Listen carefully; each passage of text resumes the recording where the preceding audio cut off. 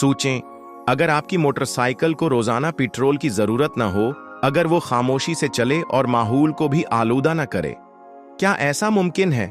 हाँ, दुनिया में एक इनकलाब आ चुका है, लेकिन बदकिस्मती से पाकिस्तान अभी तक पीछे है।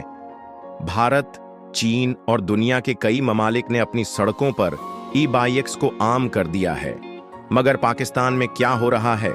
पाकिस्तान में 2 करोड़ 20 लाख से ज्यादा मोटरसाइकिलें चल रही हैं, जो इस बात का सबूत है कि पाकिस्तानी अवाम के लिए ये सवारी कितनी जरूरी है। लेकिन सवाल ये है, हम अभी तक इलेक्ट्रिक बाइक अपनाने में पीछे क्यों हैं? कुछ मकामी कंपनियां जैसे जोल्टा इलेक्ट्रिक और रूडकंग ने अपने मॉडल्स मुतारफ तो कराए हैं, लेकिन अभी भी आम लोग इस तरफ नहीं आ रहे। उसकी बड़ी वजह क्या है? ई बाइक्स की कीमत और फवायद। एक आम 70 सीसी मोटरसाइकिल की कीमत 1,20,000 से 1,67,000 रुपए के दरमियान होती है, जबकि ई बाइक 1,27,000 या उससे ज्यादा की होती है। बज़ाहिर महंगी लगती है, लेकिन उसमें एक बहुत बड़ा फायदा है।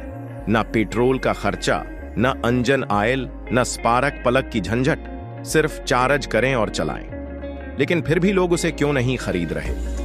पाकिस्तान में ई बाइक को अपनाने में कई रुकावटें हैं। 1.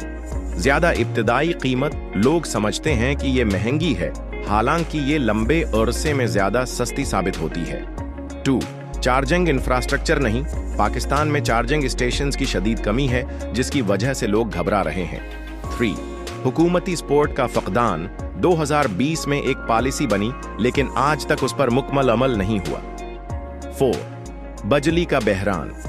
अक्सर लोग ये सवाल करते हैं कि जब आम बिजली नहीं आती तो ई बाइक कैसे चार्ज होगी?